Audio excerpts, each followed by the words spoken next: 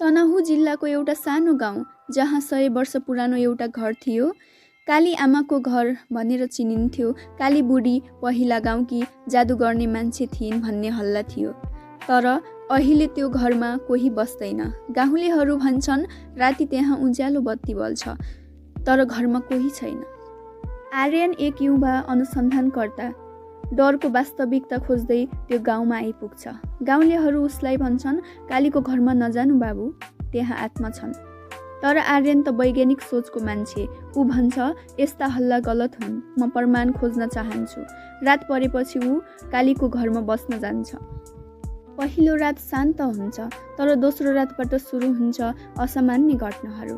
झ्याल आफै खुल्छन्, भुइँमा पाइला पड्किने आवाज आउँछ। आर्यनले बत्ती निभाउँदा ऐनामा सेतो कपडामा महिला देखिन्छ, तर पछाडि फर्केर हेर्दा कोही छैन। तेस्रो रात आर्यन सुतिरहेको बेला अचानक झसङ्ग बिउजन्छ। सामुन्ने ढोका खुल्ला हुन्छ र अँध्यारोमा काली बुढीको आकृति उभिएको देख्छ। सेतो कपाल, रातो टिका र खैरो आँखा। काली बिस्तारै भन्छन्, किन आयौ तिमी मेरो घरमा? आर्यन डराउँछ, तर बोलेको शब्द मुखबाट निस्किँदैन। भोलिपल्ट आर्यन गाउँको पुरानो पण्डित कहाँ जान्छ। पण्डित भन्छन् काली बुढीलाई गाउँलेहरूले जादु गरे भनेर जलाएका थिए। उनी निर्दोष थिइन्। त्यसको आत्मा आजसम्म न्याय खोज्दैछ।